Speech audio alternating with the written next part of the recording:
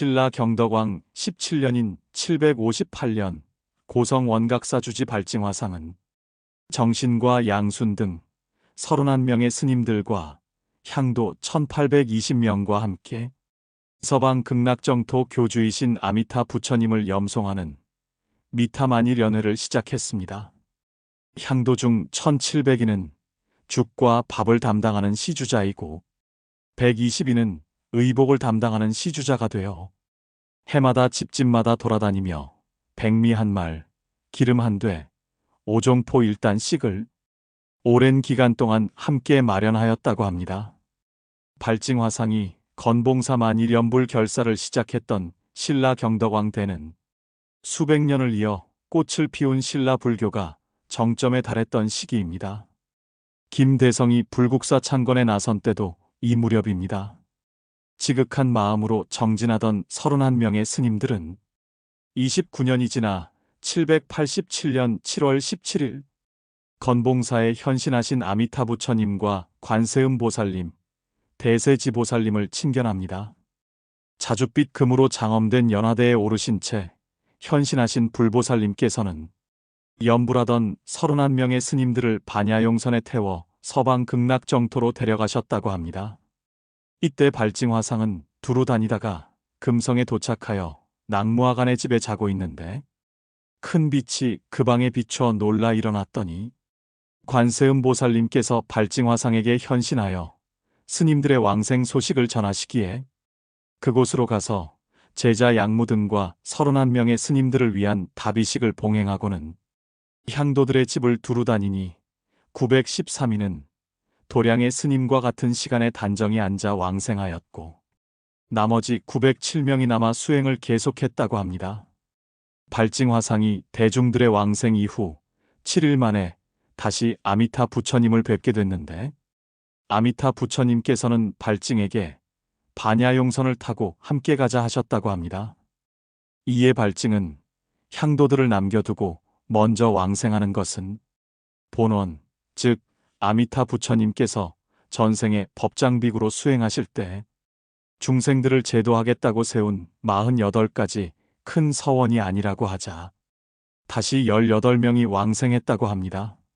나머지는 업이 성숙된 후 다시 와서 데려가겠다고 하시자 남은 향도들이 이 말을 듣고 슬피 울고 후회하며 우리들이 무슨 죄업을 지었기에 유독 왕생을 못하는가 하고는 더욱 정근하여 밤낮을 쉬지 않았더니 다시 7일 후 아미타 부처님께서 오셔서 발징에게 왕생을 권하시는데 발징은 만일 향도들이 중한 죄가 있어 왕생의 인연이 없다면 제가 대신 지옥에 가 영원히 그 죄를 없애고 다 같이 왕생하겠다고 고합니다.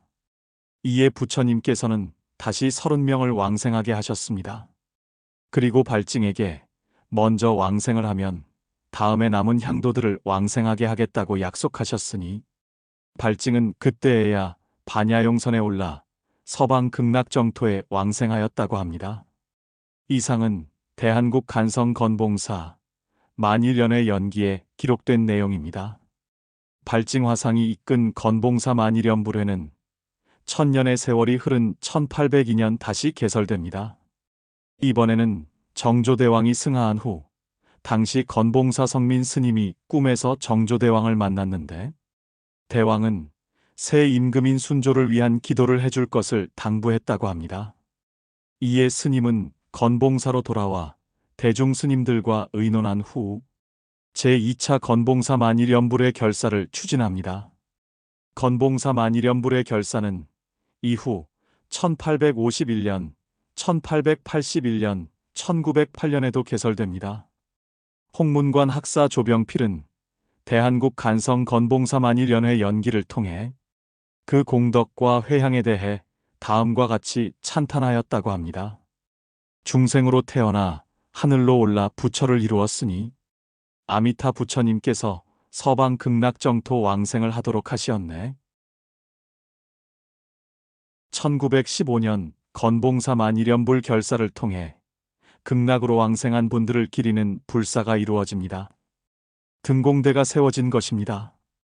육신 그대로 허공으로 날아오르면서 몸은 벗어버리고 부처님의 연화세계로 들어가는 것을 등공이라고 하는데, 이러한 일을 기념해 스님들이 등공한 자리에 탑을 세우고 이곳을 등공대라 부르게 되었습니다. 등공대는 1차 만일연불 결사 당시 왕생한 수행자들의 다비를 했던 터에 세워집니다.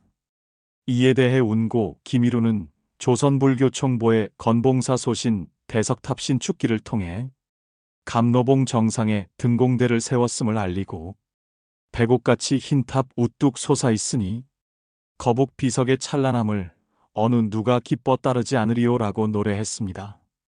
그러나 이처럼 모두가 기꺼이 따르고 본받아야 하는 만일연불 결사를 몸으로 느끼고 마음으로 담을 수 있는 왕생의 성지 등공대는 지금은 시대의 아픔을 반영하듯 군 작전 지역에 있어 허락을 받아야 제한적으로 출입이 가능합니다. 언제 어느 때라도 누구라도 발심이 되면 찾을 수 있게 되기를 발언해 봅니다.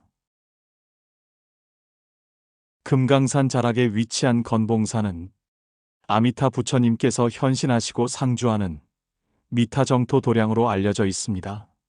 금강산의 금강이라는 말은 불교 경전인 화엄경에 해동의 단무갈보살이 사는 금강산이 있다고 적힌 데서 연유되었다고 합니다. 신라버풍왕 7년 서기 520년에 아도화상에 의해 원각사라는 이름으로 창건되었고, 신라 말에 도선이 중수한 뒤 절의 서쪽에 봉영의 돌이 있다고 하여 서봉사라 하였고, 고려 공민왕 7년 나홍화상이 중건하고 건봉사라 하였다고 합니다. 조선시대에 세조가 자신의 원당으로 삼아 조선왕실의 원당이 됩니다. 임진왜란 당시 건봉사에만 승려 700인이 있었는데, 사명대사가 승군을 이끌고 왜군을 물리치고는 일본의 사신으로 갔다 오면서 불사리와 부처님 치아사리를 되찾아와서 이 절에 봉안한 뒤 1606년에 중건합니다. 신라 때 자장율사가 당나라에서 가져온 석가모니 부처님의 치아사리는 본래 통도사에 있다가 임진왜란 중 강탈당한 바 있었는데, 이를 사명대사가 일본에서 돌려받아 건봉사에 봉안하게 된 것입니다. 진신 치아사리는 전 세계적으로 스리랑카의 3과와 건봉사의 8과가 봉안되어 있습니다.